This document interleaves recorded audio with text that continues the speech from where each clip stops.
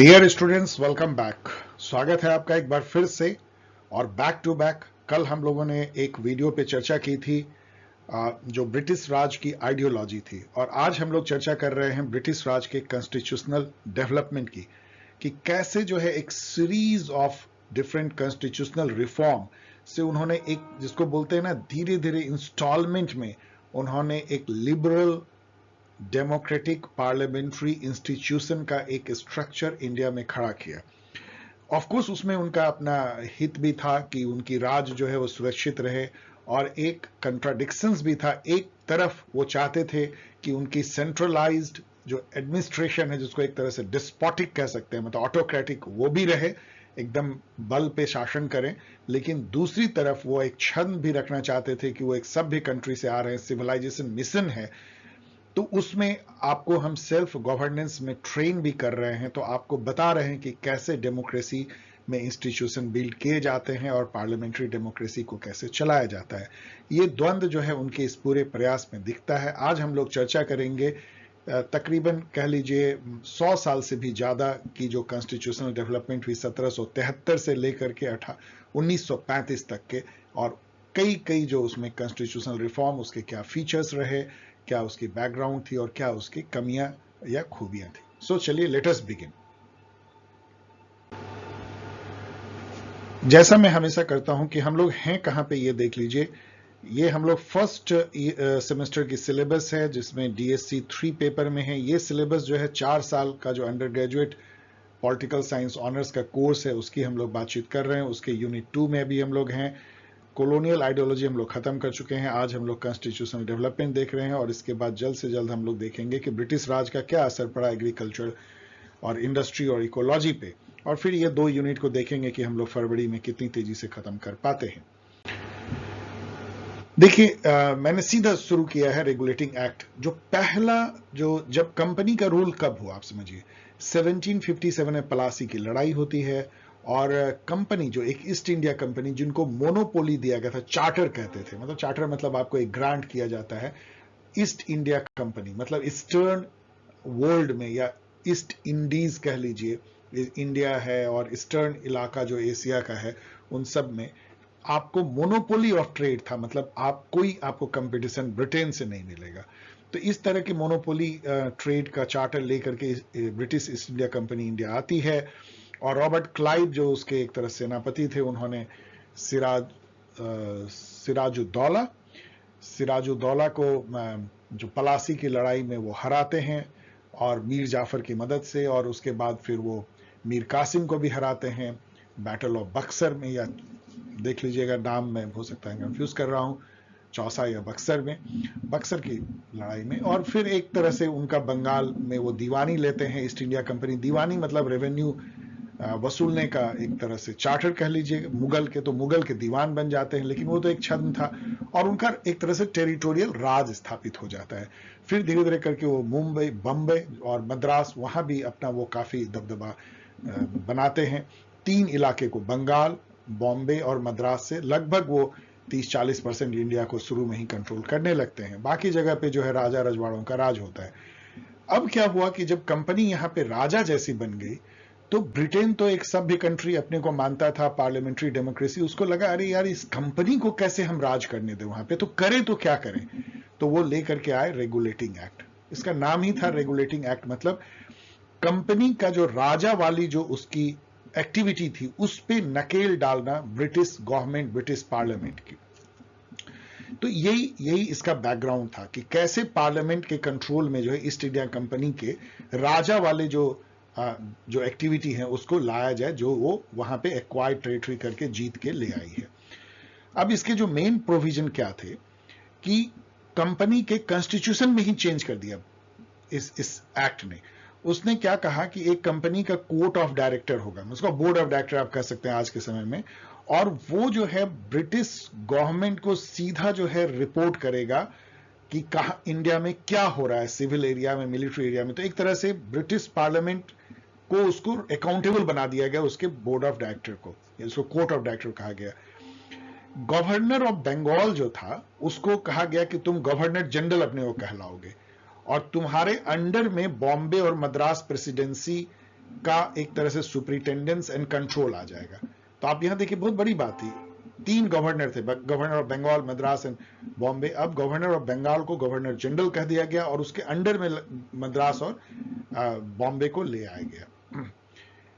And governor general जो है, जो इंडिया में कंपनी का समझिए हेड होता था, वो एकदम सीधा direct control court of director को करता था रिपोर्ट, और कोर्ट ऑफ डायरेक्टर जो है पार्लियामेंट को रिपोर्ट कर रहा है, पार्लियामेंट नहीं ब्रिटिश गवर्नमेंट को रिपोर्ट कर रहा है। तो इस तरह से एक ओवरसाइट बनाया गया।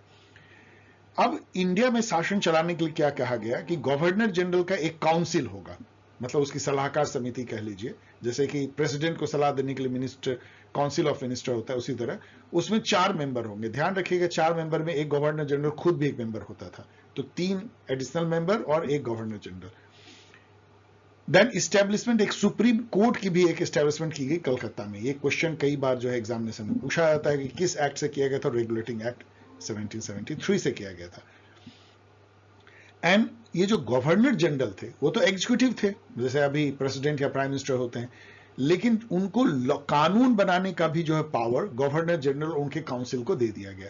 तो यहां आप देख सकते हैं कि सेपरेशन ऑफ पावर नहीं था, एक ही जो बॉडी थी वो एग्जीक्यूटिव भी है और वही जो है वो लेजिस्लेचर भी है, और एक जुडिशियरी को थोड़ा सेपरेट करने की कोशिश की कि सुप्रीम कोर्ट खोला गया। इसकी जो डेफिशिएंसी तो बहुत दिखता है कि ये जो सुपरविजन था ना, कि कोर्ट ऑफ डायरेक्टर जो है वो गवर्नमेंट को रिपोर्ट करेगी, वो सब बहुत ही इनडायरेक्ट था, वो कुछ हुआ नहीं। क्यों करेगी, वो कितना करेगी, और नहीं करेगी तो आप क्या कर लोगे। तो एक तरह से सुपरविजन जो ब्रिटिश गवर्नमेंट का था इस कंपनी के अफेयर पे, वो बहुत इनडायरेक्ट, बहुत इनइफेक्टिव था। कंपनी अपनी मन मर्जी करती रही। गवर्नर जनरल को बड़ी प्रॉब्लम हुई, क्योंकि आपने उसके हाथ पांव बांधे थे काउंसिल से। काउंसिल में थे 3 एडिशनल मेंबर और एक गवर्नर जनरल। अब और उसमें मेजोरिटी से फैसला होना था, तो समझिए कि यदि 2 मेंबर जो है वो अगेंस्ट हो गए तो बराबर हो जाएगा, और 3 मेंबर यदि चले गए उधर तो गवर्नर जनरल अकेला पड़ जाएगा। तो बहुत सारे मामलों में काउंसिल ने गवर्नर जनरल को अटकाना शुरू कर दिया, उसके काम में अड़चन करने लगे। तो एक तरह से गवर्नर जनरल की पावर जो है बहुत लिमिटेड हो गई।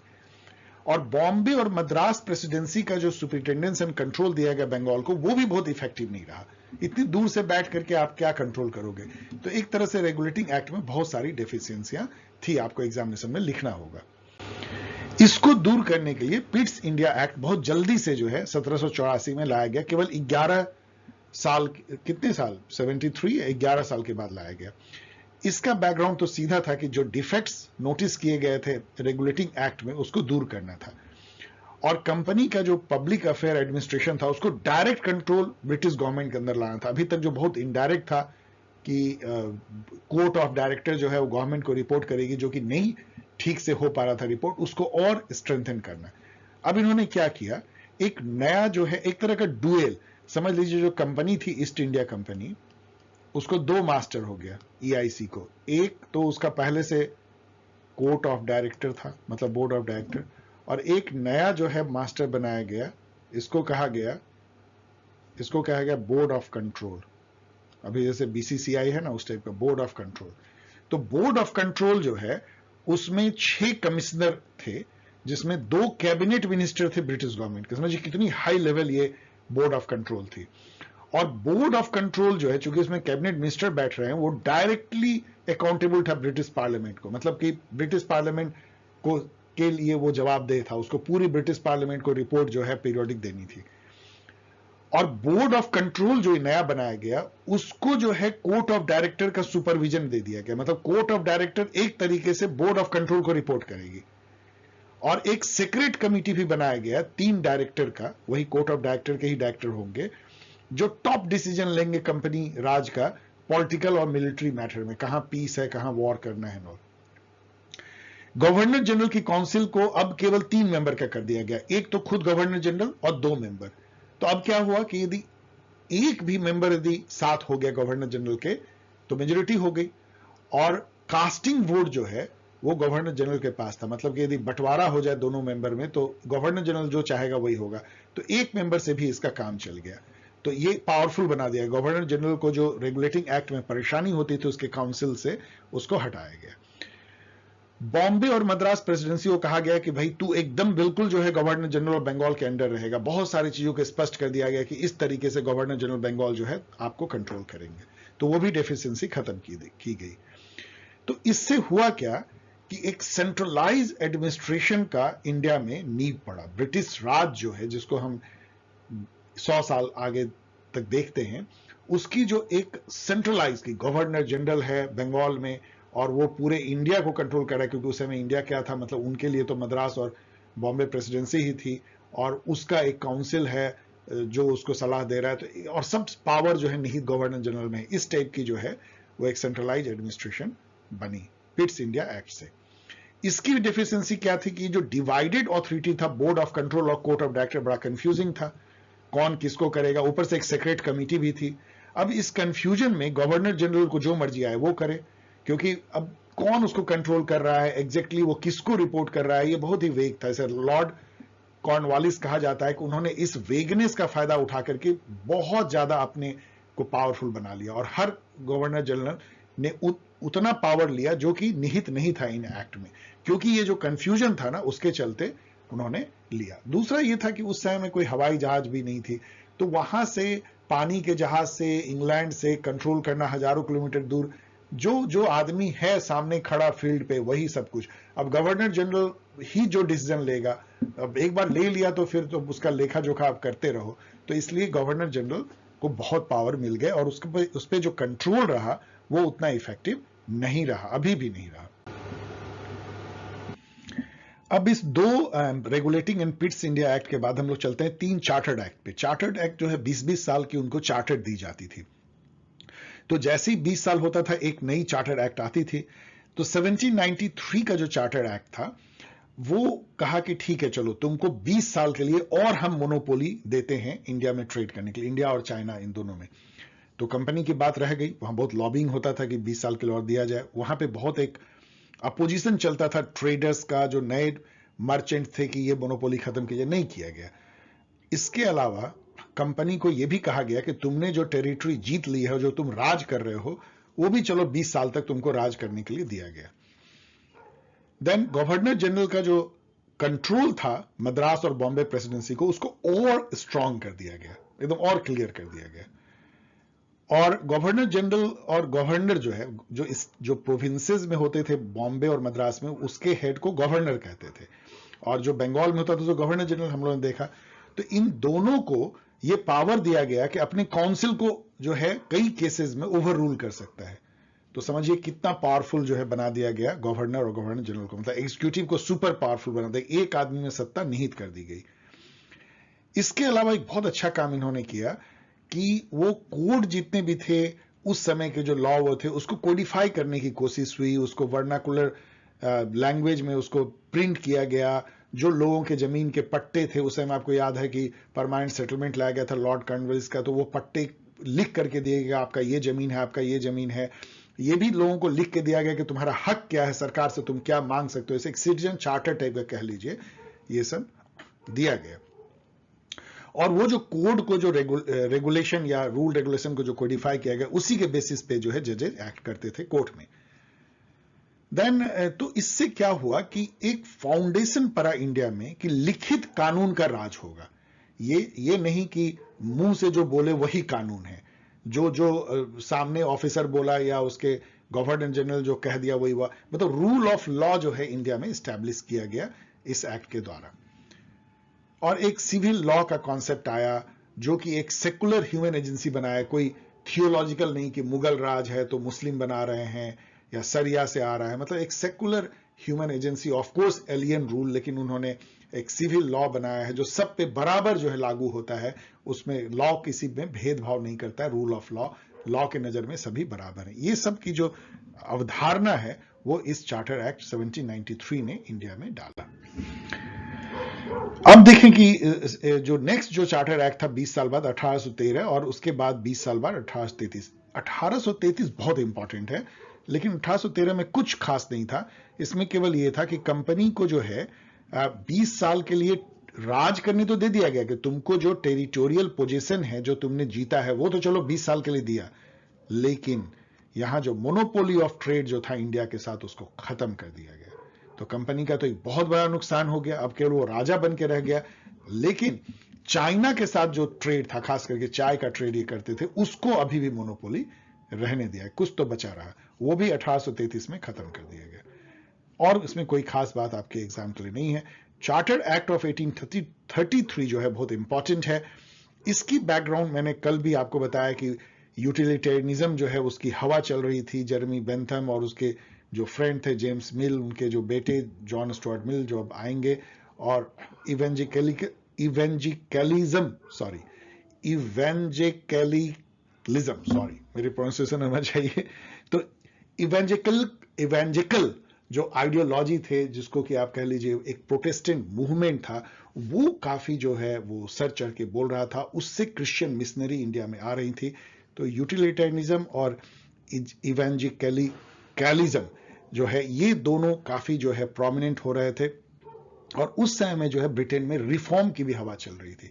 ब्रिटेन में एक एक्ट पास हुआ था, रिफॉर्म एक्ट, जिसमें कई सारे जो है एडमिनिस्ट्रेटिव रिफॉर्म किए गए थे। मैंने कल आपको बताया कि यूटिलिटेरियनिज्म जो है वो ये फर्क नहीं करता था कि ब्रिटेन में रिफॉर्म हो या इंडिया में। उनका मानना था कि हर कल्चर जो है हर समय में रिफॉर्म चाहता है, और कोई ऐसा नहीं है कि कोई पास्ट हिस्टोरिकल प्रोग्रेशन से कोई कल्चर जो है बहुत उन्नत है और कोई कल्चर बहुत पिछड़ा है।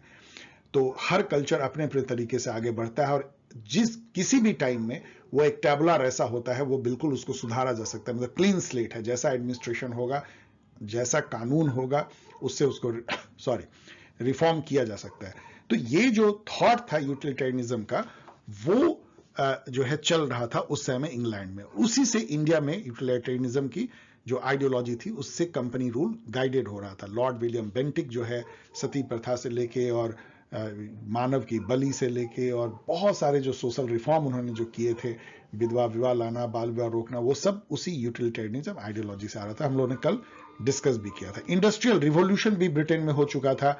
कपड़े सस्ते बनने लगे थे मैनचेस्टर, लंकाशायर में, और वहां पे और भी उद्योग जो है पनप रहे थे। उसके लिए एक बाजार चाहिए था। इन सब बैकग्राउंड में चार्टर्ड एक्ट आता है। इसकी जो फीचर थी वो ये थी कि मोनोपोली जो कंपनी का है वो एबोलिश कर दिया गया कंप्लीटली। मतलब अब तुम्हारा कोई मोनोपोली नहीं है, मतलब जो इंडिया और चाइना दोनों के साथ। लेकिन टेरिटोरियल पोजीशन जो है और पॉलिटिकल फंक्शन, राजा वाला फंक्शन तुमको 20 साल के लिए दे दिया गया। देन बोर्ड ऑफ कंट्रोल, आपको याद है अभी हम लोगों ने देखा कि बोर्ड ऑफ कंट्रोल बनी थी पिट्स इंडिया एक्ट में। तो उसका जो प्रेसिडेंट है बोर्ड ऑफ कंट्रोल का, उसका नया नाम दिया गया, उसको हो गया मिनिस्टर फॉर इंडियन अफेयर, जो बाद में सेक्रेटरी ऑफ स्टेट बन गया था, secretary of state of India. तो मतलब एक तरह से वो इंडिया का मिनिस्टर हो गया पार्लियामेंट में, जो president of board of control था। जो डायरेक्टर था वो एक्सपर्ट एडवाइजर बन गए president of board of control को। जो कोर्ट ऑफ डायरेक्टर था ना ईस्ट इंडिया कंपनी की, वो एक तरह से एडवाइजर बन गए president of the board of control, जो कि कहलाया, फिर से मैं बोल रहा हूं, minister for Indian affair. Governor general of Bengal को जो है गवर्नर जनरल ऑफ इंडिया कह दिया गया। अब देखिए, पहले वो गवर्नर ऑफ बंगाल था, रेगुलेटिंग एक्ट से वो गवर्नर जनरल बन गया, और चार्टर एक्ट 1833 से वो गवर्नर जनरल ऑफ इंडिया बन गया। Bombay, Bengal, Madras and other regions were subjected to complete control of the governor general in council. Governor general in council क्या होता है? गवर्नर जनरल जब काउंसिल के साथ मिल जाता है, वो खुद भी एक मेंबर होता है, तो गवर्नर जनरल इन काउंसिल कहते हैं। वही जो है शासन चलाने के लिए टॉप था, मतलब वो कैबिनेट था। और जैसे प्राइम मिनिस्टर कैबिनेट का हेड होता है, वैसे ही गवर्नर जनरल ऑफ इंडिया जो था वो काउंसिल का वो हेड भी था। तो वही टॉप एग्जीक्यूटिव था इंडिया में, गवर्नर जनरल ऑफ इंडिया। और स्टेट को चलाते थे गवर्नर, जो सीधा रिपोर्ट करते थे गवर्नर जनरल ऑफ इंडिया को। स्टेट को प्रोविंसेस कहा जाता था, स्टेट नहीं कहा जाता था। उस समय में स्टेट जो था वो प्रिंसली स्टेट कहलाते थे, राजा रजवाड़े जो 500 से भी ज्यादा थे। Then governor general in council जो था वो केवल एग्जीक्यूटिव ही नहीं था, जैसा मैंने कहा, वो लेजिस्लेचर भी था, वो कानून भी बनाने का उसको पावर दे दिया गया था। और वो भी पूरे भारत के लिए, जो ब्रिटिश राज था। इनफैक्ट उसके कानून तो एक तरह से जो है, चूंकि पारामाउंटेंसी थी, मतलब जो राजा रजवाड़े रियासत थे, वो भी एक तरह से ब्रिटिश क्राउन के अंदर ही थे, तो उस पर भी थोड़ा बहुत तो कानून चलता होगा। तो एक तरीके से जो ये कानून गवर्नर जनरल और उसकी काउंसिल बनाती थी, वो पूरे भारत में एक साथ लागू होने लगा चार्टर ऑफ एक्ट 1833 से। और आगे इसको हम लोग कुछ और देखते हैं। ये एक्ट जो है, कल भी मैंने ये आपको बताया था कि यूटिलिटेरियनिज्म के प्रभाव में, चूंकि कानून को बहुत ज्यादा सुप्रीमेसी दी जाती थी, लेजिस्लेचर को यूटिलिटेरियनिज्म जो है वो सुप्रीम मानता था, लॉ से ही सब रिफॉर्म लाने की बात की जाती थी, तो एक लॉ मेंबर को जोड़ा गया गवर्नर जनरल के एग्जीक्यूटिव काउंसिल में। मतलब जो उसका राज काज चलाने की जो काउंसिल थी, आपको पता है उसमें 3 मेंबर थे, अब एक चौथा जो है लॉ मेंबर जोड़ दिया गया, लेकिन ये फुल मेंबर नहीं था, जैसे अभी का जो अटॉर्नी जनरल होता है उस टाइप का मेंबर था। ये भाग ले सकता था, बहस कर सकता था, लेकिन वोट नहीं दे सकता था, इसको कोई वोटिंग राइट नहीं थी। The number of member of the presidency council was reduced to 2, और जो प्रेसिडेंसी में गवर्नर का जो काउंसिल था उसको और एक मेंबर घटा दिया गया, वहां 3 से 2 कर दिया गया, मतलब एक गवर्नर और एक और मेंबर रहेगा। The act provided for the codification of law in India, और आपको पता है कि 1862 में कल मैंने बताया कि इंडियन पैनल कोड जो है आईपीसी को कोडिफाई कर दिया गया। The act provided for the codification of law in India. The Indian Penal Code and codes of civil and criminal law were enacted by the efforts of the Indian Law Commission, जिसके head थे Macaulay, वही Macaulay जो कि English education लेके आया, और वही law member भी थे गवर्नर जनरल के काउंसिल में, काफी साल तक लॉ मेंबर रहे। एक बहुत बड़ी बात इन्होंने 1833 के चार्टर एक्ट ने कहा, जो आज तक हमारे कॉन्स्टिट्यूशन में है। इन्होंने कहा कि सरकारी नौकरी में, जो उस समय का ब्रिटिश राज था सरकार, उसमें किसी को भी नौकरी में उसके धर्म, जाति, उसके रेस, उसके क्रीड, कास्ट, कलर, इन सब बेसिस पे किसी भी तरीके से जो है भेदभाव नहीं किया जाएगा, जो अभी आर्टिकल 15 में अभी भी लिखा हुआ है।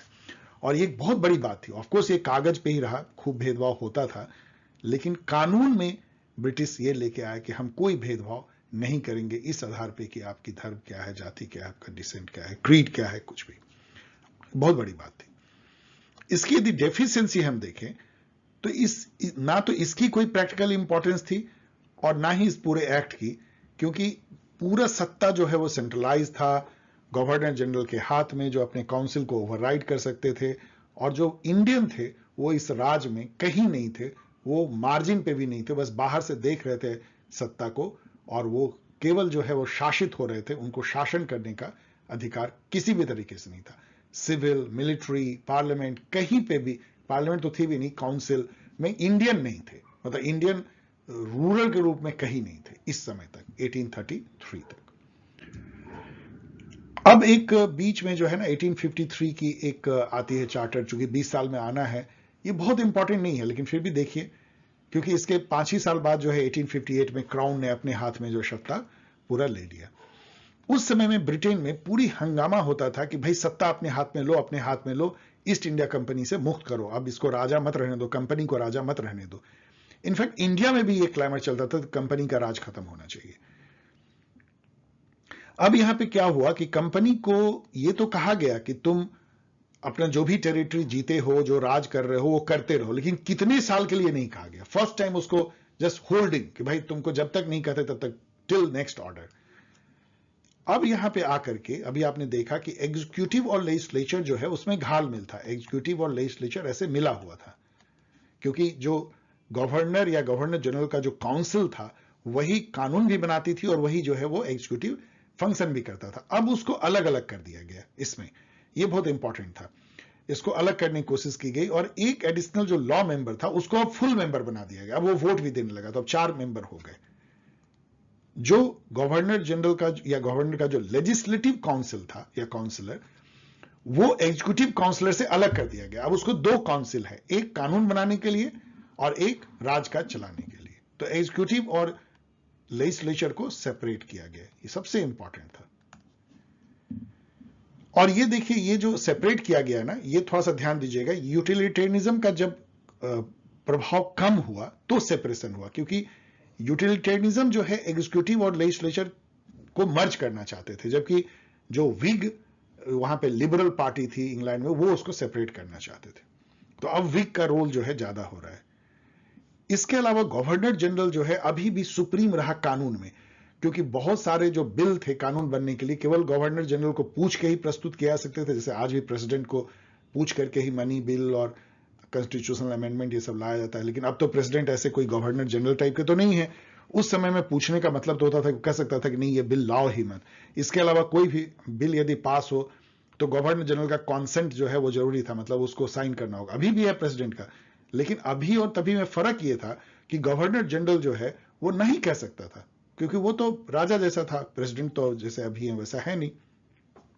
अभी तो बहुत बड़ी बात हो जाएगी यदि प्रेसिडेंट जो है वो पार्लियामेंट से बिल पास हो और उसको साइन नहीं करे। ऐसे हुए हैं लेकिन बहुत कम अवसर।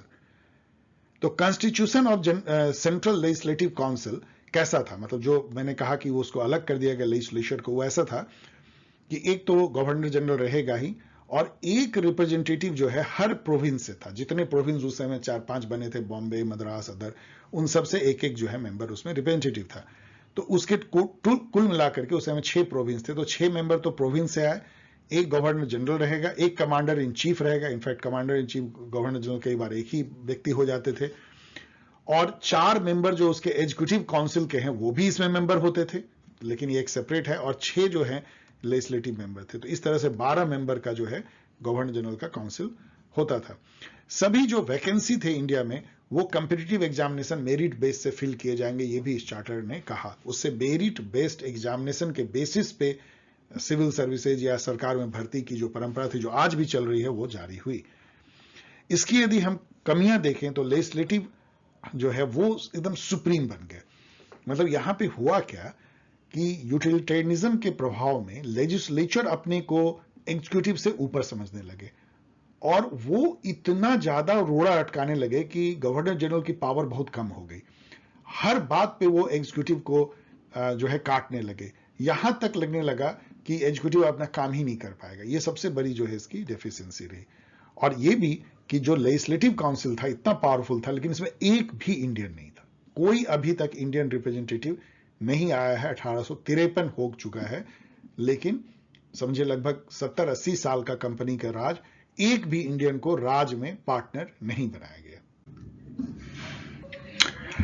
अब जो है 1857 का विद्रोह हो जाता है, इनकी आंखें खुलती हैं, और ब्रिटिश क्राउन कहता है भाई बहुत हो गया, कंपनी का राज समेटो, अब सीधा हम इंडिया पे शासन करेंगे। और बहुत सारे और भी चेंज किए जाते हैं। उस एक्ट को कहते हैं गवर्नमेंट ऑफ इंडिया एक्ट 1858। अब ये चार्टर्ड एक्ट नहीं है, चार्टर तो खत्म हो गई, गवर्नमेंट ऑफ इंडिया एक्ट हो गई। इसमें क्या था कि पहला तो यही था कि भाई सीधा इंग्लिश क्राउन अब शासन करेगी इंडिया पे। तो वहां का जो राजा या रानी जो था वो इंडिया का राजा रानी बन गया। कंपनी राज खत्म, कंपनी का बोर्ड ऑफ डायरेक्टर को खत्म कर दिया गया। जब बोर्ड ऑफ डायरेक्टर खत्म हो गया तो बोर्ड ऑफ कंट्रोल भी खत्म हो गया, दोनों ही खत्म हो गए। और उसके बदले जो है एक सेक्रेटरी ऑफ स्टेट बना। इनफैक्ट वही जो बोर्ड ऑफ कंट्रोल का जो प्रेसिडेंट होता था, जो इंडियन अफेयर का मिनिस्टर कहा जाता था, उसको secretary of state of India कहा गया।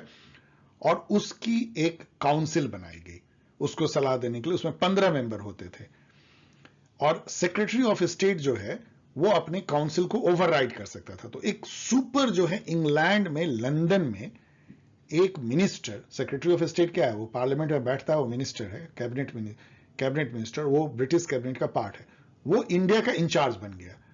और इंडिया में जो गवर्नर जनरल था, उसका गवर्नर जनरल तो रहा ही, उसको एक और दूसरा नाम दिया गया वायसराय, क्योंकि अब वो कंपनी का कोई गवर्नर जनरल नहीं है, वो क्राउन का रिप्रेजेंटेटिव है। तो वायसराय मतलब होता है रिप्रेजेंटेटिव, तो वो वायसराय बन गया। वायसराय जो है वो रिपोर्ट करेगा सेक्रेटरी ऑफ स्टेट को, और सेक्रेटरी ऑफ स्टेट रिपोर्ट करेगा ब्रिटिश पार्लियामेंट को। ब्रिटिश पार्लियामेंट क्राउन के लिए काम करता है। तो इसका इस तरह से जो है व्यवस्था बन गई, और इंडिया का जो कॉलोनियल रूल था या कॉलोनियल राज था या ब्रिटिश राज, वो सीधा सीधा क्राउन के अंदर आ गया through British parliament, through secretary of state, and secretary of state का जो रिप्रेजेंटेटिव या सबऑर्डिनेट कह लीजिए, वायसराय। इसके अलावा सेक्रेटरी ऑफ स्टेट को, चूंकि वो पार्लियामेंट को रिस्पॉन्सिबल था, तो उसको समय समय पे जो है हाउस ऑफ कॉमन्स में, जो वहां की लोकसभा है, वहां उसको पीरियोडिकली रिपोर्ट रखना है कि वायसराय कैसे वहां शासन कर रहा है, इंडिया में कैसे रूल हो रहा है, मिलिट्री, सिविल, पॉलिटिकल, सारे रिपोर्ट उसको रखने होते थे। तो पार्लियामेंट का डायरेक्ट ओवरसाइट हो गया ब्रिटिश रूल पे इंडिया में। तो ये जो दो, यदि कह लीजिए, जो पिलर था ना जिसपे ब्रिटिश राज टिका हुआ था, वो था secretary of state, SOS, and viceroy, ये दो पिलर पे टिका हुआ था। अब जो है आगे हम लोग बढ़ते हैं, 3 ही साल बाद 1858, 3 साल बाद इंडियन काउंसिल एक्ट आता है 1861। इसका पर्पस ये था कि क्राउन तो अब तो और रिस्पॉन्सिबल हो गया, हम तो सिविलाइज्ड कंट्री हैं, सिविलाइजेशन मिशन है, अब हम सेल्फ गवर्नेंस सिखाएंगे आपको। कंपनी ने तो अभी तक आपको राज का नहीं दिया अधिकार, आपको किसी तरह शामिल नहीं किया, अब हम करेंगे। तो वहां पे जो है दे स्टार्टेड रिप्रेजेंटेटिव और रिस्पॉन्सिबल गवर्नमेंट की परंपरा को उन्होंने शुरुआत किया, एक छोटा सा शुरुआत। और इसके अलावा लेजिस्लेचर जो कि एकदम बहुत ही सुपर बन गया था और वो ऑब्स्ट्रक्ट करने लगा था एग्जीक्यूटिव को, उसके पावर के पंख को कतर दिए गए। वायसराय का जो एग्जीक्यूटिव काउंसिल था उसको एक कैबिनेट का फॉर्म दिया गया, जैसे अभी होता है। मतलब उसमें जैसे 4 मेंबर है ना, तो हर मेंबर अलग अलग मिनिस्टर बन गया, पोर्टफोलियो सिस्टम। मतलब पहले क्या होता था, सब मिलकर शासन कर रहे हैं, जैसे कि फेडरल काउंसिल शासन करता है अभी मॉडर्न टाइम में स्विट्जरलैंड में। लेकिन अब हो गया कि एक मेंबर जो है मान लो देखेगा फाइनेंस, दूसरा मेंबर देखेगा लॉ एंड ऑर्डर, तीसरा जो है local government, like that education. जो एग्जीक्यूटिव काउंसिल जो वायसराय का था उसको 5 मेंबर का कर दिया गया, तो 5 मिनिस्टर हो गए एक तरीके से। जो उसकी लेजिस्लेटिव काउंसिल थी उसमें क्या किया गया कि पहले आपने देखा कि लेजिस्लेटिव काउंसिल जो उसकी थी उसमें 6 रिप्रेजेंटेटिव होते थे, कमांडर इन चीफ होते थे, गवर्नर जनरल होते थे। अब उसमें 6 से 12 जो है एडिशनल मेंबर लाए गए, मतलब उसको और बढ़ा दिया गया। और वो जो एडिशनल मेंबर थे 6 से 12 वो नॉमिनेटेड थे, मतलब कोई इलेक्टेड नहीं थे। और उसमें से आधे जो हैं वो नॉन ऑफिशियल होंगे। इसका मतलब क्या है कि मान लीजिए कि 12 नॉमिनेट मेंबर किए गए, तो 6 ऐसे व्यक्ति होंगे जो कभी जो है कंपनी का राज में नहीं रहे, मतलब कोई ऑफिशियल नहीं है, मतलब वो सोशल वर्कर हैं, वो गांव से आ रहे हैं, किसान हैं, कभी उन्होंने नौकरी नहीं किया है ब्रिटिश राज की। तो ये एक अच्छी बात रही। ये तो हाफ मतलब उसको नॉन ऑफिशियल होना है। अब क्या है कि पहली बार इंडियन को, जो भारतीय थे, उनको लेजिस्लेटिव काउंसिल में नॉमिनेट किया गया नॉन ऑफिशियल मेंबर के रूप में। ये बहुत बड़ी बात थी। लेकिन क्या बड़ी बात थी, उस समय भी जो लेजिस्लेटिव काउंसिल था उसकी पावर गवर्नर जनरल के तुलना में या गवर्नर के तुलना में बहुत हल्की थी, उसको ओवरराइड कर सकता था। जो इंडियन मेंबर थे नॉन ऑफिशियल, वो बेचारे बहुत ही जिसको कहते हैं ना दोयम दर्जे के, उनको ट्रीटमेंट दी जाती थी ऑफिशियल मेंबर से। जो ऑफिशियल मेंबर थे वो बहुमत में थे, और ऑफिशियल मेंबर जो है वो ब्रिटिश राज के एक तरह से पूंछ हिलाने वाले थे। तो जो नॉन ऑफिशियल मेंबर हैं वो चाहेंगे कुछ होगा ही नहीं, क्योंकि मेजोरिटी से डिसीजन होगा। तो एक तरह का एक सिंबॉलिक था कि इंडियन जो है लेजिस्लेटिव काउंसिल में कानून बना सकते हैं। तो जैसा मैंने कहा कि लेजिस्लेटिव काउंसिल को बहुत लिमिटेड पावर था। जो अभी भी होता है, गवर्नर जनरल या वाइसराय का बहुत सारे बिल को इंट्रोड्यूस करने में प्रायर अप्रूवल चाहिए होता था, जो अभी भी चाहिए होता है प्रेसिडेंट का, लेकिन अब कोई उसके मायने नहीं है। और कोई भी बिल जो है पास होने के बाद भी जो है वो एसेंट, कंसेंट या एसेंट जो है चाहिए होता था लेजिस्लेचर को, वाइसराय का। और वाइसराय बिल्कुल उसको डिनाई कर सकता था, अभी भी प्रेसिडेंट कर सकते हैं, मैं बार बार कहता हूं, लेकिन दोनों में फर्क है। इसके अलावा अभी की तरह ही वाइसराय को जो है ऑर्डिनेंस जारी करने का जो है पावर था, जो अभी भी है प्रेसिडेंट को, जो कि कानून का रूप लेगा, और उसके लिए कोई भी कॉन्सेंट जो है लेने की जरूरत नहीं थी लेजिस्लेटिव काउंसिल से, जबकि अभी लेने की जरूरत पड़ती है कुछ समय के बाद, ऑफ कोर्स 6 महीने या 6 वीक के बाद। तो इन सब के चलते लेजिस्लेटिव काउंसिल का लिमिटेड रोल था, और वो उस समय तक तो क्वेश्चन नहीं पूछ सकते थे, बजट पे चर्चा नहीं कर सकते थे, बहुत लिमिटेड था। उसमें जो नॉन ऑफिशियल मेंबर में थोड़े से इंडियन थे, तो उसका कितना प्रभाव पड़ेगा। इसी तरह का प्रोविंशियल लेजिस्लेटिव काउंसिल भी बनाया गया, जो मद्रास और बॉम्बे में भी जैसे सेंटर में बनाया गया वैसे ही लेजिस्लेटिव काउंसिल बनाया गया, उसमें भी कुछ इंडियन को रखे गए एडिशनल मेंबर नॉन ऑफिशियल। अब थोड़ा और कहानी आगे बढ़ती है और 1892 में हम पहुंच जाते हैं। करीब 30 साल बाद जो है वो एक और एक्ट आता है, इंडियन काउंसिल एक्ट 1892। अब कांग्रेस की स्थापना हो चुकी है 1885 में, आपको पता है। और कांग्रेस कहती है कि भाई आप भारतीयों को शासन करने नहीं देते हो, खुद को अपने सिविलाइज कहते हो, पिटीशन इन सब पे चलती है कि हमें शासन करने का खुद मौका दो। तो गवर्नमेंट ने बोला ठीक है, अब हम आपको और जो है शासन करने का मौका देंगे थ्रू दिस एक्ट। तो उन्होंने कैसे ये मौका दिया, देखिए। उन्होंने ये कहा कि जो लेजिस्लेटिव काउंसिल है गवर्नर जनरल का, उसमें जो एडिशनल मेंबर हैं उसको और बढ़ा देते हैं। चलो हम 12 से 16 कर देते हैं उसको, एडिशनल मेंबर को। और उसके हाफ ऑफ जो मेंबर होंगे एडिशनल वो नॉन ऑफिशियल होंगे, तो बहुत ज्यादा, और उसमें इंडियन काफी ज्यादा आ जाएंगे। प्रोविंशियल काउंसिल के भी जो मेंबर थे एडिशनल मेंबर, उसको बढ़ा दिए। एडिशनल मेंबर जब भी हम कहते हैं तो वो जो कि नॉमिनेट किए जा रहे हैं, बट इस जो कि एग्जीक्यूटिव काउंसिल से अलग हैं, but still official number members had the majority in the legislative council. लेकिन अभी भी जो ऑफिशियल मेंबर हैं उनकी बहुमत थी। तो इससे क्या हुआ, ऑफिशियल मेंबर तो एक तरह सरकारी कर्मचारी जैसे हुए, तो वो जो चाहेंगे गवर्नर जनरल या ब्रिटिश राज वो चाहेगी, तो इंडियन जो थे लेजिस्लेटिव काउंसिल में उनकी कोई खास अहमियत नहीं थी। अब यहां पे लेजिस्लेटिव काउंसिल को थोड़ा और अधिकार दिया गया कि आप क्वेश्चन पूछ सकते हो, जैसे अभी पार्लियामेंट में क्वेश्चन आवर होता है, लेकिन बहुत सारे लिमिटेड। आप बजट पे ठीक से ज्यादा नहीं पूछोगे, फाइनेंस पे नहीं पूछोगे, पीस वॉर के बारे में नहीं पूछोगे, लाइक दैट। देन एक पॉपुलर रिप्रेजेंटेशन जो है वो इनिशिएट किया गया। कैसे? कहा गया कि जो डिस्ट्रिक्ट बोर्ड है, यूनिवर्सिटीज हैं, म्यूनिसिपैलिटी हैं, चैम्बर ऑफ कॉमर्स हैं, जमींदार लोग हैं, लैंडेड, वो अपने अपने रिप्रेजेंटेटिव को खुद ही जो है वो नॉमिनेट करके लेजिस्लेटिव काउंसिल में भेज सकते हैं। जो नॉन ऑफिशियल मेंबर है उसमें वो भेज सकते हैं। याद रखिए कि यहां पे कोई इलेक्शन नहीं हो रहा था, इलेक्शन नहीं, नॉमिनेशन। लेकिन हाँ, रिप्रेजेंटेशन शुरू हो गया। ये नहीं है कि सरकार सीधा चुन लेगी, डिस्ट्रिक्ट बोर्ड चुन रहे हैं, यूनिवर्सिटी चुन रही है, म्यूनिसिपैलिटी चुन रहे हैं, चैम्बर ऑफ, तो हर जो सिविल सोसाइटी के जो पार्ट हैं, प्रोफेशनल बॉडीज हैं, वो अपने रिप्रेजेंटेटिव को चुन के कानून बनाने के लिए लेजिस्लेटिव काउंसिल में भेज रहे हैं। तो ये एक बहुत इंपॉर्टेंट है कि इस एक्ट से एक रिप्रेजेंटेशन का जो है वो परंपरा शुरू हुआ, लेकिन इलेक्शन का नहीं, याद रखिएगा, नॉमिनेशन था। तो इसलिए ये फर्स्ट स्टेप था।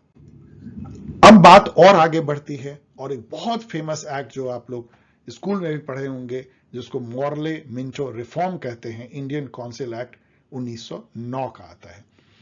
इसकी बैकग्राउंड क्या थी कि अब जो है स्वदेशी आंदोलन हो चुका था 1905 में, नरम दल गरम दल में कांग्रेस बढ़ चुका था। जो लाल बाल पाल जो थे वो स्वराज हमारा जन्मसिद्ध अधिकार का नारा लगा रहे थे, और ब्रिटेन को लग रहा था कि भाई अब बहुत ज्यादा पावर इंडियन को देनी होगी, नहीं तो यहां विद्रोह टाइप का भी हो सकता है।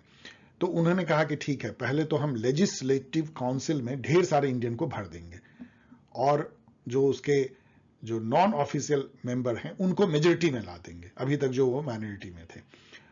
दूसरा उन्होंने कहा कि अब आप इलेक्शन के थ्रू अपने रिप्रेजेंटेटिव को चुन सकते हो। पहली बार इलेक्शन लाया गया, जैसे अभी इलेक्शन होता है, लेकिन ये इलेक्शन बहुत नॉर्मल नहीं था, उसमें बहुत कम लोगों को वोटिंग की राइट थी, और वो फंक्शनल था। मतलब वही चैम्बर ऑफ कॉमर्स के मेंबर इलेक्ट करके अपने भेजेंगे, जमींदार लोग इलेक्ट करके भेजेंगे, इस तरह जो ग्रेजुएट हैं वो भेजेंगे, जो प्रॉपर्टी क्लास हैं वो भेजेंगे, लाइक दैट। इसको कहा गया, जैसा मैंने बताया है कि, और इंडियन को जो है ना वो एग्जीक्यूटिव काउंसिल में भी जगह दी गई। ये बहुत बड़ी बात थी। अभी तक अब केवल लेजिस्लेचर में नहीं, बट एग्जीक्यूटिव में भी इंडियन को राज करने का अधिकार दिया गया। इसको मॉडले मिंटो रिफॉर्म कहा गया, जो मैंने कहा भी है आपको। अब जैसा मैंने बताया कि जो लेजिस्लेटिव काउंसिल थी उसमें तो मेंबर्स की संख्या आपको पता है कि बढ़ती ही चली जा रही है। सेंटर में 12 से 16 हुआ था, उसको 16 से 60 कर दिया गया, देखिए। और प्रोविंसेस में 30 से 50 रखा गया, जो छोटे प्रोविंस है 30, जो बड़े हैं 50। और इसमें जो मेजोरिटी जो है वो नॉन ऑफिशियल मेंबर की होगी। मतलब अब जो है पहली बार ऐसा हुआ कि जो लेजिस्लेटिव काउंसिल है उसमें मेजोरिटी जो है वो नॉन ऑफिशियल मेंबर की होगी, लेकिन केवल प्रोविंशियल काउंसिल में। याद रखिएगा, जो सेंट्रल लेजिस्लेटिव काउंसिल थी उसमें अभी भी मेजोरिटी जो है ऑफिशियल मेंबर की रही। ये मतलब ये बहुत अच्छे से ध्यान रखिए, और इससे ये भी देखिए किस तरीके से एक हाथ से जो है वो इंडियन को राजकाज में ला रही है, कानून बनाने में ला रही है, एक हाथ से उसको सप्रेस भी कर रही है। ये जो डायकोटमी है, ये जो कंट्राडिक्शन है कि हमको सभ्य दिखना भी है, लिबरल दिखना भी है, डेमोक्रेटिक इंस्टीट्यूशन फॉर्म भी करना है, लेकिन हमको शासन भी बल के बेसिस पे सेंट्रलाइज करना है, इसको ध्यान दीजिए। इसके अलावा जो है लेजिस्लेटिव काउंसिल के फंक्शन को और बढ़ा दिया गया। अब वो बजट और फाइनेंस पे भी चर्चा कर सकते थे, वो बहुत सारे इश्यूज पे जो है वो क्वेश्चन पूछ सकते थे, डिस्कशन कर सकते थे, जो भी जनरल पब्लिक इंटरेस्ट का है। तो एक तरह से पार्लियामेंट जैसे अभी इंडिया में फंक्शन करता है, उस टाइप की जो है वो फंक्शन करने लगे लगभग। और लेकिन अभी भी वही जैसे मैंने आपको बताया कि इलेक्शन तो लाया, पहली बार इलेक्शन का एलिमेंट आया, लेकिन अभी फंक्शनल रिप्रेजेंटेशन था, मतलब हर इंटरेस्ट ग्रुप अपने मेंबर को इलेक्ट करके लेजिस्लेटिव काउंसिल में भेज रहा है। जो इसमें सबसे जो एक बात की गई जिसका बाद में बहुत दुष्प्रभाव हुआ, कम्युनलिज्म आई, वो था कि मुस्लिम को सेपरेट इलेक्टोरेट दिया गया। मतलब यहां पे देखिए इलेक्शन हो रहा है जो इंटरेस्ट ग्रुप का, लेकिन जो इलेक्शन हो रहा है उसमें हिंदू के अलग कैंडिडेट खड़े होंगे, मुस्लिम के अलग होंगे, मुस्लिम कैंडिडेट को ही वोट करेगा, इस टाइप की हुई, जिसको सेपरेट इलेक्टोरेट कहा गया। और ये बीज बोई गई पाकिस्तान की, आप कह लीजिए, या धर्म के बेसिस पे बंटवारे की। देन एग्जीक्यूटिव काउंसिल जो वायसराय का था और गवर्नर का, इन दोनों में इंडियन को भी शामिल किया गया। जो मैंने यहां पे कहा ना कि एग्जीक्यूटिव में भी इंडियन को शामिल किया गया, बहुत बड़ी बात थी। इसके अलावा जो सेक्रेटरी ऑफ स्टेट, आपको याद है, जो इंग्लैंड में बैठता था लंदन में, जो एक कैबिनेट मिनिस्टर होता था, उसका नाम था secretary of state for Indian affair. उसकी जो है एक ऑफ इंडिया कह लीजिए, इंडियन अफेयर का of India, secretary of state of India, जिसकी एक काउंसिल होती थी 15 मेंबर की, उस काउंसिल में इंडियन को भी शामिल किया गया। तो देखिए कितना ज्यादा ये रिफॉर्मिस्ट था कि इसमें लेजिस्लेटिव काउंसिल में जो है इंडियन, जो नॉन ऑफिशियल है, उसकी मेजोरिटी हो गई, और जो एग्जीक्यूटिव है, वायसराय का एग्जीक्यूटिव काउंसिल या गवर्नर का, उसमें भी जो है इंडियन आ गए, और यहां तक कि लंदन में जो उनकी काउंसिल है वहां भी इंडियन आ गए। लेकिन फिर भी इसकी बहुत सारी डेफिशिएंसी थी। सबसे बड़ा तो सेपरेट इलेक्टोरेट, जहां की बीज बोया गया। इसके अलावा जो इलेक्शन था ये इनडायरेक्ट था, डायरेक्ट नहीं था। मतलब हर इंटरेस्ट ग्रुप जो है, जमींदार का ग्रुप अपने मेंबर को चुन रहा है, लाइक दैट। जो वोटर बेस था इतना कम था कि कुछ कंस्टिट्यूएंसी ऐसी थी जिसमें 500 वोटर चुन रहे हैं। तो क्या इसका मतलब था, मिलियंस ऑफ, करोड़ों लोगों के बीच में।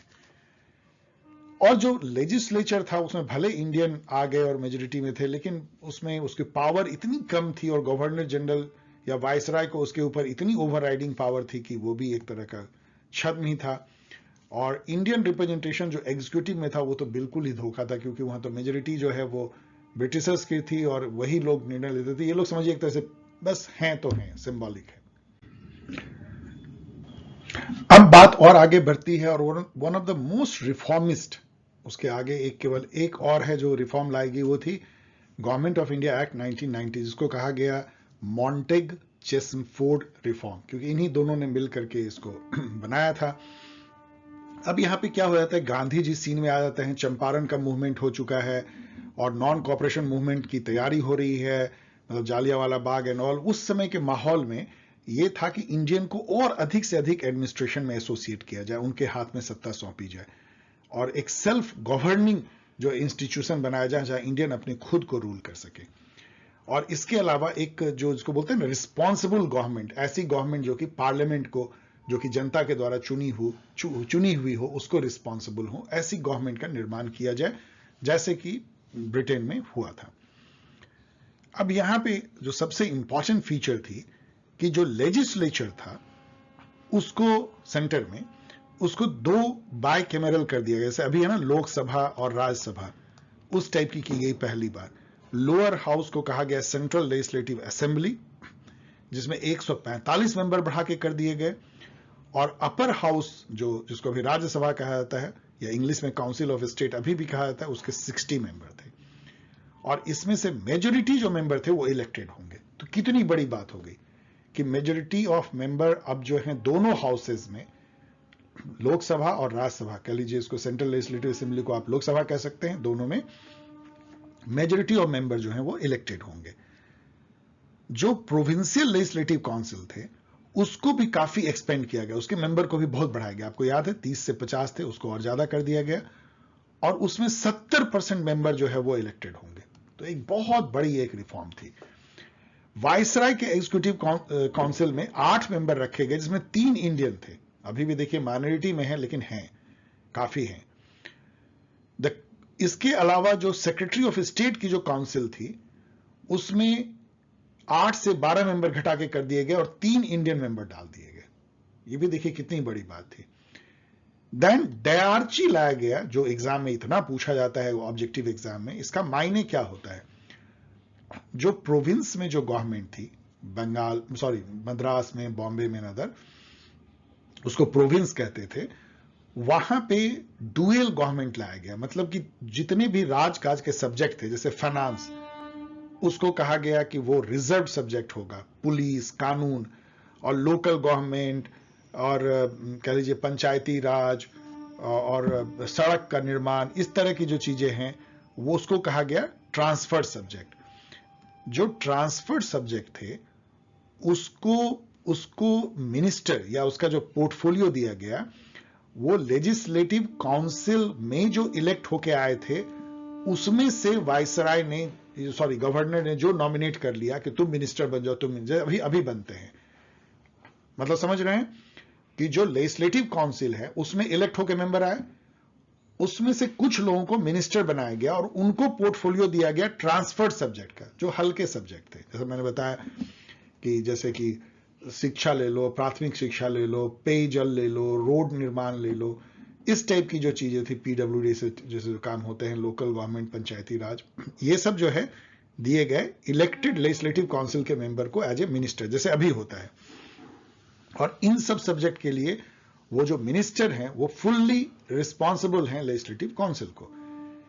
लेकिन यहां जो बड़े बड़े सब्जेक्ट थे, जैसे कानून है, लॉ एंड ऑर्डर है और फाइनेंस है, ये सब रिजर्व सब्जेक्ट कहे गए।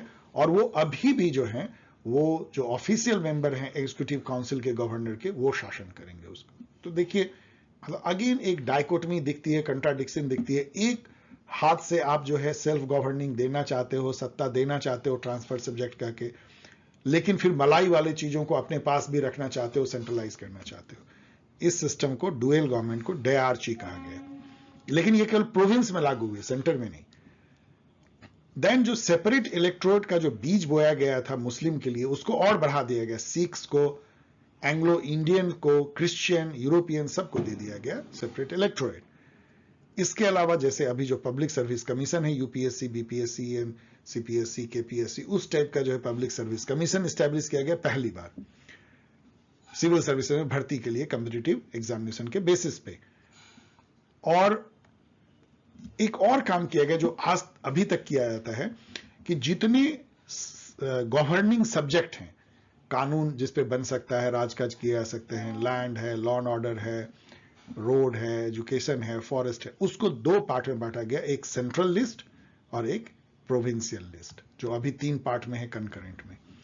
और यह कहा गया कि जो प्रोविंशियल लिस्ट है उस पे प्रोविंसेस को फुल आजादी होगी अपना शासन करने का, अपने जो गवर्नर हैं लेजिस्लेटिव काउंसिल और एग्जीक्यूटिव काउंसिल के साथ। और जो सेंट्रल सब्जेक्ट है उसमें गवर्नर जनरल अपने कानून बनाएंगे और एग्जीक्यूटिव काउंसिल के साथ शासन करेंगे। तो जो एक नींव अभी आप देख सकते हैं जैसे इंडिया में है, उन सब की नींव आपको यहां दिख रही होगी। अभी जो हमारा कॉन्स्टिट्यूशन है इन्हीं सब बातों को आगे बढ़ाता है।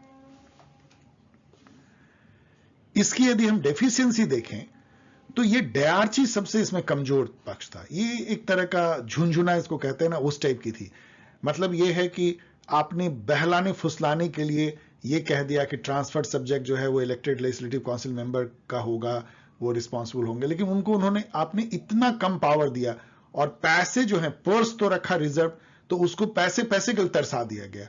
तो वो बेचारे, वो कहने को मिनिस्टर थे, उनके हाथ में कोई पावर नहीं था, और जो भी पावर था उसको गवर्नर उसको ओवरराइड कर सकते थे। Still executive oriented centralise administration था। जितना भी कह लीजिए आप, जो गवर्नर जनरल या गवर्नर को ओवरराइडिंग पावर था लेजिस्लेटिव काउंसिल पे, लेजिस्लेटिव काउंसिल बेचारे अभी भी एक निरीह ही जैसे ही थे, और उनको उतना वीटो पावर जो है वो गवर्नर या गवर्नर जनरल के पास ही रही। फाइनली जो इंडिया में जो कॉन्स्टिट्यूशनल रिफॉर्म हुआ, जिसके बाद हम खुद आजाद हुए और अपना कॉन्स्टिट्यूशन बनाए हुए थे, government of India act 1935। In fact ये एक बहुत ही बल्कि डॉक्यूमेंट था। और अभी यदि आप देखेंगे तो कई लोग कहते हैं कि 60 से 70% जो हमारा कॉन्स्टिट्यूशन है वो 1935 के एक्ट से हूबहू ले लिया गया है। तो ये एक्ट जो है उसका बैकग्राउंड क्या था उस समय में, आपको पता है कि नॉन कॉपरेशन मूवमेंट हो गया था, सिविल डिसोबीडियंस मूवमेंट हो गया था, वर्ल्ड वॉर 2 की आहट सुनाई पड़ने लगी थी, ब्रिटेन जो है बहुत कमजोर होता चला जा रहा था, उसके राज उसके हाथ से फिसल रहे थे, यहां विद्रोह बढ़ता जा रहा था। तो उसमें यह हुआ कि बिल्कुल एक फेडरल गवर्नमेंट सिस्टम इंडिया में बनाया जाए और इंडियन को अधिक से अधिक शासन दे दिया जाए, लगभग दे दिया जाए। तो एक तो फेडरेशन बनाने का एक प्रयास था, क्योंकि उन लोगों को यह समझ में आया कि इंडिया की सोसाइटी इतनी डाइवर्स है कि यहां फेडरल सरकारी चलेगा, जबकि याद रखिए कि ब्रिटेन खुद एक यूनिटरी गवर्नमेंट चलाता था। और प्योर पार्लियामेंट्री सिस्टम की भी नींव रखी गई, जहां पे कि जो मिनिस्टर होते हैं वो इलेक्टेड मेंबर होते हैं लेजिस्लेटिव असेंबली में, और वो फुल्ली रिस्पॉन्सिबल होते हैं पार्लियामेंट को। तो इसकी भी स्थापना की गई। और इसके पहले 3 राउंड टेबल कॉन्फ्रेंस हुआ था, एक सेलेक्ट कमेटी की इंक्वायरी, उसकी रिपोर्ट भी आई थी, और बहुत सारे व्हाइट पेपर निकाले गए थे, साइमन कमीशन की रिपोर्ट भी थी। इन सब के बेसिस पे ये एक्ट बना। काफी लंबा सा एक प्रयास था 10 सालों का। तो इसमें जो है responsible government centre and province दोनों में बनाने की एक कोशिश की गई, ईमानदार कोशिश की गई। और यह कहा गया कि गवर्नर जनरल और गवर्नर दोनों, स्टेट में गवर्नर और गवर्नर जनरल सेंटर में, अपने जो काउंसिल ऑफ मिनिस्टर है उसके एडवाइस पे ही शासन करेंगे, जो आज भी चल रहा है। और काउंसिल ऑफ मिनिस्टर रिस्पॉन्सिबल होगा लेजिस्लेटिव असेंबली को, जिसमें इलेक्टेड मेंबर जो हैं वो मेजोरिटी में होंगे। आज भी यही है। इसके अलावा इसने क्या किया, डायरची जो है सेंटर में लागू किया। डायरची आपको याद है, अभी जस्ट मैंने बताया। अब सेंटर में जो है 2 सब्जेक्ट बनाए गए, ट्रांसफर्ड एंड रिजर्व। ट्रांसफर्ड जो है वो काउंसिल ऑफ मिनिस्टर जो चुने हुए लेजिस्लेटिव असेंबली में है वो मिनिस्टर बनेंगे, और जो रिजर्व सब्जेक्ट होंगे ऑफकोर्स बड़े बड़े और इंपॉर्टेंट, वो एग्जीक्यूटिव काउंसिल जो वायसराय का है वो नॉमिनेट होंगे मेंबर उसको चलाने के लिए। तो जब इन्होंने डायरची सेंटर में लाया तो उसके साथ में प्रोविंस को पूरा ऑटोनोमस कर दिया। कहा अब तुम हमारे सेंटर के कब्जे से बाहर हो। जो स्टेट के जो सब्जेक्ट हैं, आपको याद है कि 2 बनाए गए थे सब्जेक्ट, अब वहां पे उनको 3 सब्जेक्ट कर दिया। एक जो है वो सेंटर का, एक स्टेट का, एक कंकरेंट जैसी, और इसके अलावा जो है जो रेसिडुअल पावर थे वो गवर्नर जनरल या वाइसराय में रखे गए। जो अभी रेसिडुअल पावर जो है वो सेंटर को दिए गए हैं, उस समय में रेसिडुअल पावर गवर्नर जनरल को थे। ये भी क्वेश्चन ऑब्जेक्टिव टाइप में पूछा जाता है। तो चूंकि इन्होंने प्रोविंस को पूरी ऑटोनॉमी दे दी कि तुम जो स्टेट सब्जेक्ट पे पूरा एक्ट बना सकते हो, तो इसलिए प्रोविंस से इन्होंने डायरची खत्म कर दिया। ध्यान रखिए, ये भी ऑब्जेक्टिव क्वेश्चन काफी पूछा जाता है कि किस एक्ट ने प्रोविंसेस में डायरची खत्म कर दिया और सेंटर में ले आया। वो एक्ट है government of India act 1935। Provincial autonomy का मतलब क्या था, जो अभी भी है, कि जो प्रोविंसेस हैं वो अपनी पावर सेंटर से ड्रॉ नहीं करते हैं, वो सीधा कॉन्स्टिट्यूशन से ड्रॉ करते हैं, और वो इंडिपेंडेंट है सेंट्रल गवर्नमेंट से, ऑटोनोमस, एकदम बिल्कुल अलग है। इसके अलावा आपको याद है कि सेंटर में बाइकैमरल लेजिस्लेचर लाया गया था, लोकसभा राज्यसभा टाइप का, वो अब प्रोविंस में भी ले आया जाएगा, जो कि आज 6 स्टेट में इंडिया में आज भी है, legislative council and legislative assembly. इसके अलावा एक फेडरेशन बनाने का प्रयास किया गया। ऑफकोर्स वो प्रयास ही रह गया। उसमें कहा गया कि बोथ ब्रिटिश प्रोविंस और जो प्रिंसली स्टेट है दोनों इंडियन फेडरेशन में शामिल हो सकते हैं, लेकिन चाहो तो, मतलब आपके विलिंगनेस पे है। यदि 50% यदि इंडियन स्टेट इसको ज्वाइन करना चाहते तो एक फेडरेशन बनता, लेकिन ये कभी ये लागू हुआ नहीं। ये भी एग्जाम में पूछा जाता है कि वो लागू हुआ कि नहीं, वो कभी लागू नहीं हुआ। चूंकि एक फेडरेशन बनाया गया तो सेंटर और स्टेट में झगड़ा भी होगा, उसको सुलझाने के लिए एक फेडरल कोर्ट भी चाहिए। तो वो दिल्ली में एक फेडरल कोर्ट बनाया गया, जो आज भी है, जिसको हम सुप्रीम कोर्ट कहते हैं। Supreme court highest court of appeal भी है, और एक फेडरल कोर्ट भी है, जो कि स्टेट और सेंटर के बीच के झगड़े को और स्टेट के बीच के झगड़े को निपटाती है। इसके अलावा जो इलेक्टोरल बेस था, जो फ्रेंचाइज था, वो बहुत लोगों को दिया गया, बहुत लोगों को। उस समय तक केवल इंडिया में 5 मिलियन लोगों को वोट देने का अधिकार था, जिसके पास बहुत सारे प्रॉपर्टी थे, जमींदार, चैम्बर ऑफ कॉमर्स एंड इस तरह के मिल मालिक एंड अदर। अब जो है 30 मिलियन लोगों को, अब ये 30 मिलियन कितना था उस समय, पॉपुलेशन करीब 300 मिलियन था, तो करीब 10% इंडियन को केवल वोटिंग राइट था। वो भी बहुत ज्यादा था, क्योंकि पहले तो 5 मिलियन था। और सीधा डायरेक्ट इलेक्शन जैसे अभी होती है ना, ये नहीं कि आप फंक्शनल रिप्रेजेंटेशन होगा कि एक कॉन्स्टिट्यूंसी है जमींदारों की, तो उसमें जमींदार ही केवल खड़े होंगे, जमींदार ही वोट करेंगे, ऐसा नहीं है। सीधा डायरेक्ट इलेक्शन का कॉन्सेप्ट लाया गया। इसके अलावा जो सेपरेट इलेक्ट्रोड का जो जहर था वो और फैलता चला गया। अब जो है डिप्रेस क्लास, जो दलित कहलाते हैं, वो वुमेन वर्कर सबको लाया गया इसके अंदर में। और इंडियन काउंसिल जो था उसको सीधा एबोलिश कर दिया गया। आपको याद है सेक्रेटरी ऑफ स्टेट, उसका एक इंडियन काउंसिल होता था, उसमें 3 इंडियन मेंबर होते थे, उस सबको भंग कर दिया गया और सेक्रेटरी ऑफ स्टेट को एक टीम ऑफ एडवाइजर दिया गया जिसके थ्रू वो शासन करते थे। अब टीम एडवाइजर में ऑफकोर्स इंडियन भी होंगे। सो डियर स्टूडेंट, यहां पे मैं इसको एक तरह से खत्म कर रहा हूं, लेकिन इससे क्या मतलब सबक क्या मिलती है? ये पूरा जो अभी आख्यान मैंने करीब 1 घंटे में आपको सुनाया, उसका जिस्ट ये है, मैं सम लिखा मैंने नहीं है क्योंकि मेरा था कि आज जरूर इस वीडियो को जारी कर देना है। तो बेसिकली क्या है कि 1773 से शुरू करके 1935 तक, मतलब 150 साल, इन्होंने जो है लगातार ब्रिटेन ने एक कंट्राडिक्टरी वे में, मतलब एक हाथ कुछ कर रहा है दूसरा हाथ कुछ, एक तरफ इन्होंने लिबरल कॉन्स्टिट्यूशनल इंस्टीट्यूशन जो पार्लियामेंट्री डेमोक्रेसी पे बेस थी उसके प्रिंसिपल पे बनाया, ये बात फैक्ट है, लेकिन इन्होंने एक डेस्पोटिक रूल लगातार रखा। गवर्नर जनरल या वाइसराय इसको कहते हैं, यहां कंफ्यूज मत कीजिएगा, गवर्नर जनरल और वाइसराय एक ही व्यक्ति होते थे आफ्टर 1858। तो गवर्नर जनरल या वाइसराय जो है उसके हाथ में सत्ता काफी केंद्रित रही और एक तरह का सिंबॉलिक रहा इंडियन को लाना। आप इंडियन को लेजिस्लेटिव काउंसिल में ला रहे हो, एग्जीक्यूटिव काउंसिल में ला रहे हो, आप डायरची ला रहे हो, ट्रांसफर सब्जेक्ट दे रहे हो, लेकिन सब कुछ सिंबॉलिक है। एक्चुअल जो पावर है वो आपके वाइसराय के एग्जीक्यूटिव काउंसिल, गवर्नर के एग्जीक्यूटिव काउंसिल और वाइसराय और गवर्नर जनरल में निहित है। यही फैक्ट था। लेकिन फिर भी इन्होंने जो व्यवस्था लाया, जो इंस्टीट्यूशन बनाया, उससे डेफिनेटली एक पूरी चेंज आई, क्योंकि इन्होंने हमें पार्लियामेंट्री डेमोक्रेसी सिखाया भी, दिया भी, और उसको आज भी हम लोग लगभग उसी को जारी रखे हुए। ये रेफरेंसेस हैं। अधिकतर जो मैंने आपको बात बताई है वो मैंने इग्नू की जो मटेरियल है उससे फैक्ट लिया है, और बहुत सारे वेबसाइट को मैंने देखा है उसको ट्रायंगुलेट करने के लिए, उसको ये कहने की कहीं कोई गलत तो उसमें नहीं है। और बिपिन चंद्रा की जो स्ट्रगल फॉर इंडिपेंडेंस है उसको भी मैंने ब्राउज किया है आपके लिए। So dear student, thanks for watching. मुझे पता है कि आपको खुशी होगी कि सर ने जल्दी से जो है एक और टॉपिक इसमें खत्म किया, और मैं कोशिश करूंगा 1-2 दिनों में ही जो है नेक्स्ट टॉपिक खत्म करके, सो दैट कि मैंने जो प्रॉमिस आपको किया है कि आपके एग्जामिनेशन से पहले जो है DSC 3 खत्म हो जाएगी। UPT तो पहले ही मैंने डाला, उसकी कोई सिलेबस चेंज हुई नहीं है। IIPT जो है वो मैंने पूरी वीडियो डाल दी है। Exam guide I don't know मैं लिख पाऊंगा आपके एग्जाम के पहले कि नहीं, कोशिश करेंगे, देखते हैं, उसकी मैं प्रॉमिस नहीं करता।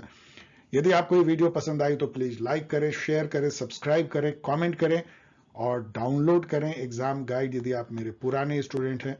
इस यहाँ पे जो मैंने दिया है इस पे लिंक है, आप इसको कॉपी पेस्ट करके कर सकते हैं, या इंस्टा मोजो पे जाइए, वहां @Paul Science Help लिखिए, आपको मिल जाएगी। इस तरीके से आप मुझसे जुड़ सकते हैं, सवाल पूछ सकते हैं। कृपया क्वेश्चन ऐसे पूछिए जिसका जवाब 1-2 लाइन में दिया जा सके। मिलेंगे बहुत जल्द एक और टॉपिक को लेकर, DSC 3 यूनिट 2 को खत्म करेंगे। तब तक के लिए विदा।